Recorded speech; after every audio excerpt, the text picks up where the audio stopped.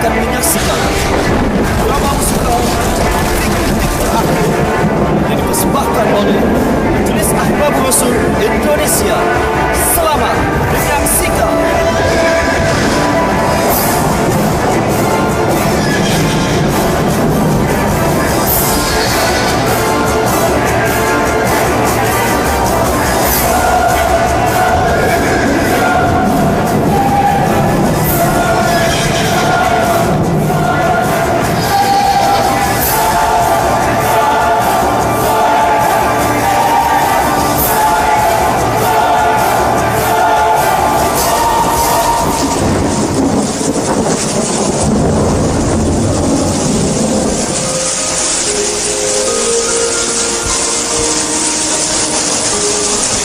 Salawat dan salam semoga tercurah kepada junjungan kita Nabi Muhammad sallallahu alaihi wasallam. Di suatu pagi, di hari yang terakhir baginda Rasulullah sallallahu alaihi wasallam, dengan suara terbata-bata beliau memberikan khutbah yang singkat kepada keluarganya. Wahai umatku, kuwariskan dua perkara yang agung kepada kalian, yaitu Al-Quran dan Sunnahku, juga Al-Quran dan keturunanku. Barang siapa yang mencintai Sunnahku dan keturunanku, maka mereka telah mencintaiku, dan kelak orang-orang yang mencintaiku akan masuk ke dalam surga bersama denganku. Khutbah singkat ini diakhiri dengan Rasulullah sallallahu alaihi wasallam memandang dengan pandangan yang tenang terhadap mata sahabat-sahabatnya. Pada saat itu terlihat Abu Bakar Siddiq membalas pandangan itu dengan mata yang berkaca-kaca.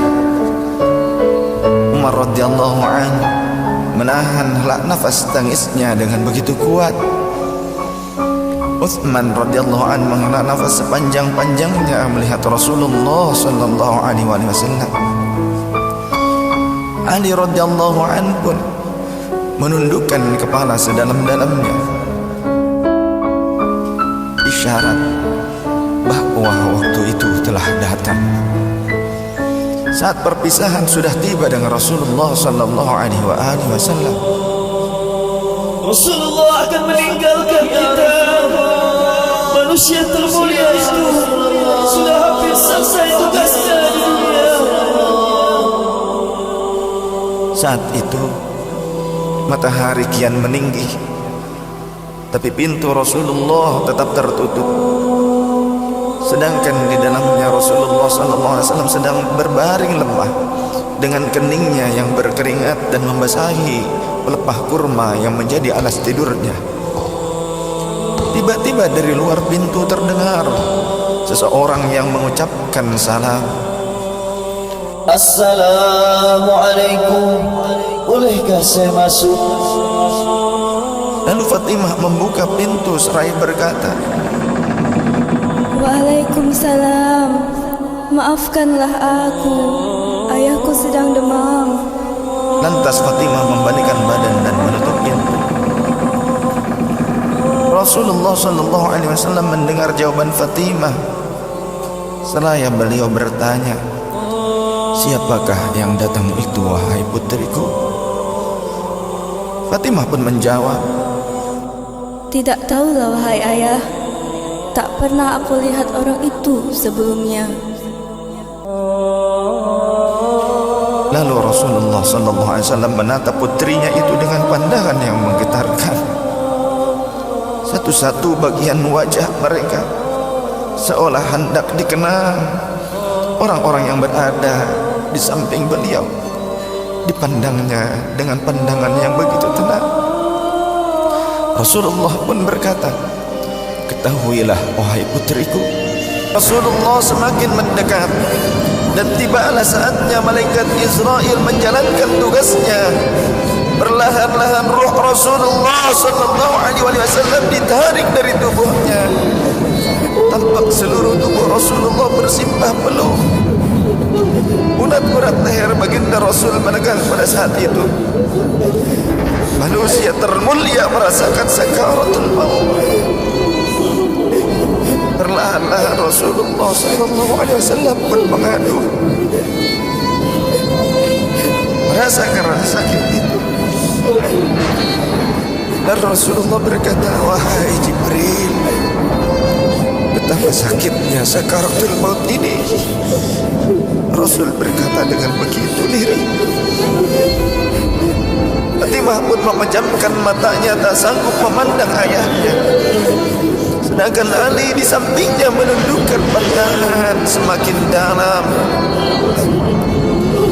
Dan ternyata Jibril pun memalingkan mukanya, tak mampu memandang Rasulullah SAW. Lantas Rasulullah pun berkata, ya Jibril, jika engkau melihatku hingga kau palingkan wajahmu dariku, hai Jibril. Lantas Jibril pun menjawab, siapakah yang sanggup melihat kasih Allah di lembut ajalnya ya Rasulullah?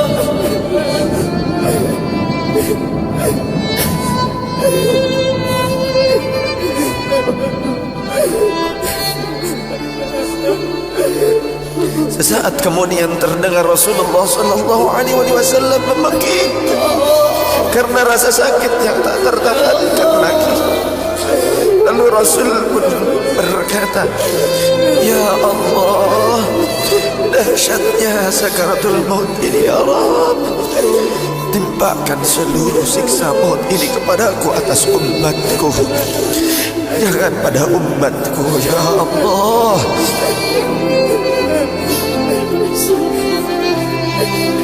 Rasulullah memperjuangkan kita. Badan Rasulullah mulai dingin dan lemah. Kaki dan dadanya sudah tidak bergerak lagi pada saat itu.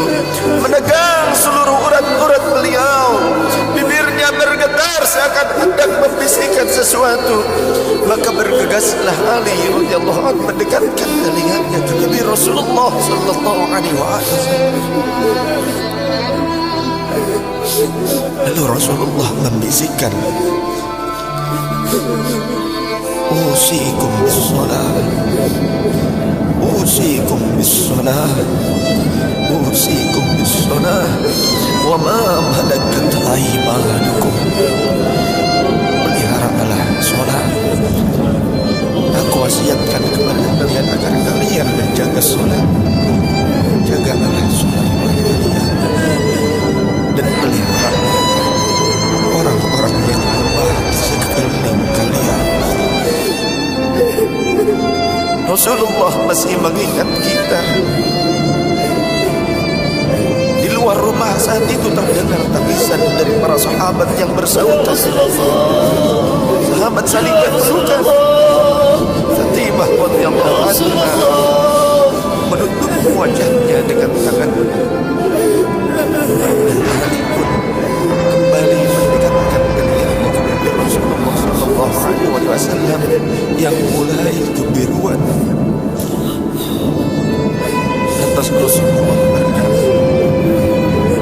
ummati, ummati, ummati, kaifa li ummati, ummatku, ummatku, ummatku, bagaimana keadaan umatku? Dalam Rasulullah masih mengingat kita umat. Rasul masih berkata, ummati, ummati, kaifa li ummati. Rasul masih mengingat kita umat. Dan berakhirlah kehidupan insan yang mulia pada saat itu. Di saat lisannya masih mengingat kita, masih menyebut nama kita umatnya. Rasulullah sallallahu alaihi wasallam telah tutup usia pada saat itu. Mampukah kita meneladani Rasulullah sallallahu alaihi wasallam dan mencintainya? Ia yang mencintai kita hingga akhir hayatnya. Padahal kita adalah umatnya yang tidak pernah beliau temui. Ya Rasulullah, ya Rasulullah, ya Rasulullah.